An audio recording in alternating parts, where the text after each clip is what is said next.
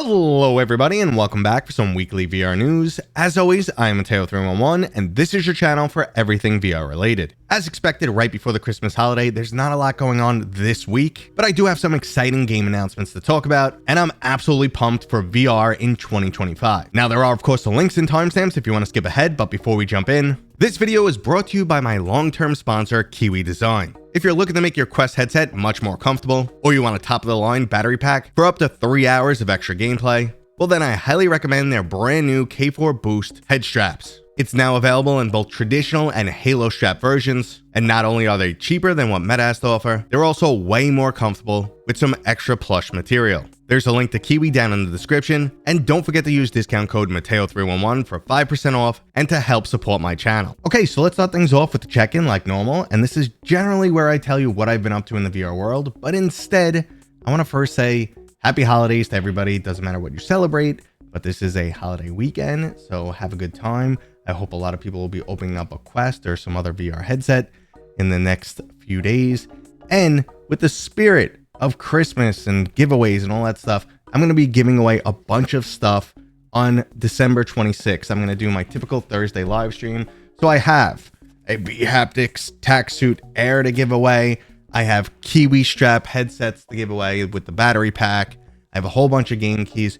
So subscribe right now, give me a thumbs up, and join me on Thursday the 26th for that super fun giveaway. My kids will probably be here dancing in the background. It'll be an absolute shit show, but you guys will get some free stuff and we'll have a good time and we'll celebrate the holiday. Now, otherwise, what's going on in the VR world for me, this is a little bit of downtime, so I'm using it to catch up on games I missed, like Action Hero, Vendetta Forever, Augmented Empire, you name it.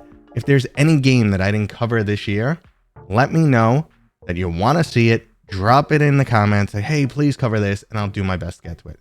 But for now, let's jump into the new releases. While nothing is actually set to drop this week, there were some recent surprise game drops that I never got around to discussing. First up is the full release of the Souls-like game, Grimlord. This game combines physics-based combat with some brutally punishing difficulty. Now, if you're familiar with the Souls-like genre, you're used to getting slapped around by the enemies, but this game won't only test your patience, it'll also test your overall cardio. This is an amazing fantasy RPG, and there's nothing else quite like it in VR, but don't jump into this one expecting a dungeon crawler. You'll have to be a lot more methodical when taking down some enemies. Now our next game is another unique one called Exercise Your Demons. This is an exercise title that has you fighting a bunch of infernal minions. There's a fully voice acted storyline, competitive leaderboards, unlockable equipment, and mixed reality gameplay. Now I've tried just about every single VR workout game, and for me it always comes down to the feel.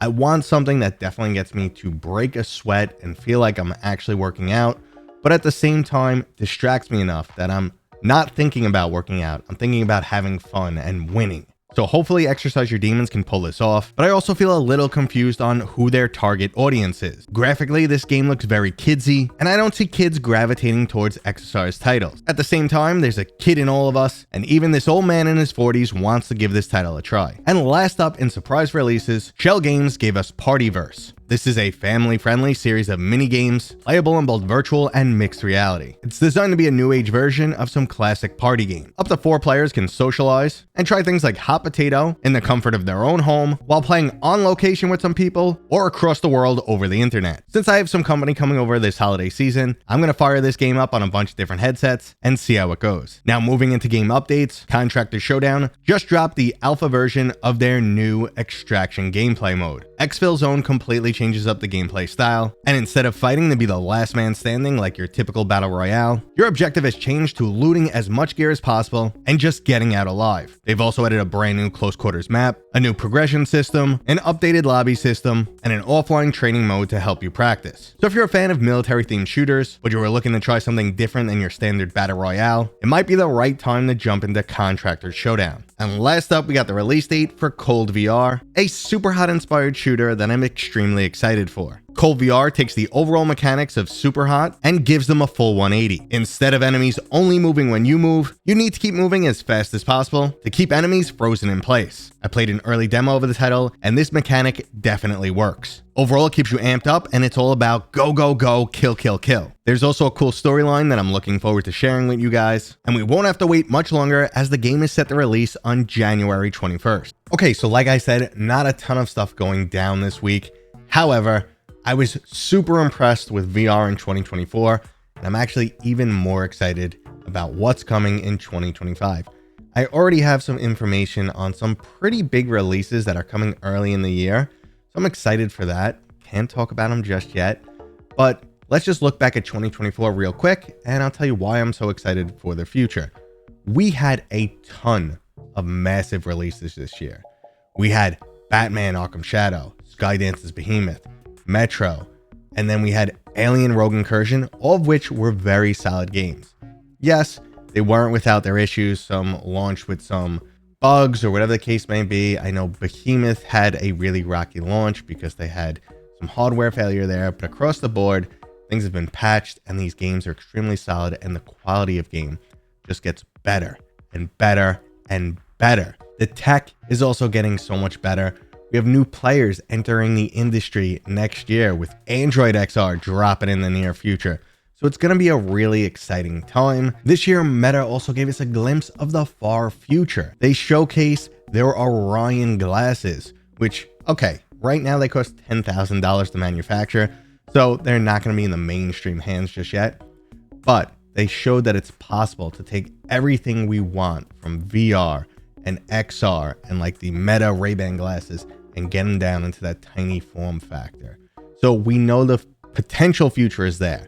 It's the first time they've ever actually proven it to us. So huge games, huge tech, new players in the industry. I'm absolutely pumped. Oh yeah, and this also happened in 2024.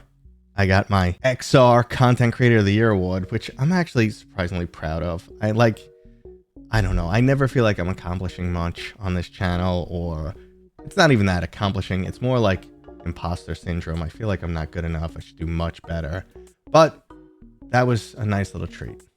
And as much as I like pick on things like the PlayStation VR 2, it actually had a very good showing towards the end of 2024. Now, it didn't get any exclusives, which is why I have a PlayStation VR 2. I got it for exclusive titles and first-party games, which is really why I kind of beat it down a bunch. Like, Sony did really give up on the headset, but we did get the PCVR adapter, which was a nice treat, something we wanted for a long time. It also looks like Sony's going to be working with Apple, as their controller is going to work with the Apple Vision Pro. So there's a lot of cool things going on. That's a nice team up that I would like to see. And all the rumors for the Valve deckard are speeding up. It looks like that's going to be a 2025 headset. So yeah, it's going to be a good year, guys. I'm really excited. I hope you guys are too. I'd love to hear what your favorite part of 2024 was for VR, your favorite game, your favorite hardware, whatever the case may be. Let me know down in the comments. And I actually did a full recap of the 24 games that I played through in 2024. That's weird that that number matches. I'm probably off on that. Anyway, if you didn't see that video, I ranked them all and I made my first ever tier list. Yes, a lot landed in the B category, but I recommend you check that out because there was a lot of great games and you probably missed a couple of them. And also, don't miss the live stream on Thursday the 26th. I'm going to be giving out a bunch of great stuff, guys. This is the haptic tech suit, brand new. Look, it's sealed. It's sealed. It's brand new. I got Kiwi head straps with battery packs, the brand new one, the K4. I got a couple of those. I got cool stuff to give out. So I'm going to give out that stuff, and I got a bunch of game keys. So subscribe. If you enjoyed this video, thumbs up. And as always, I'll see you guys on next time.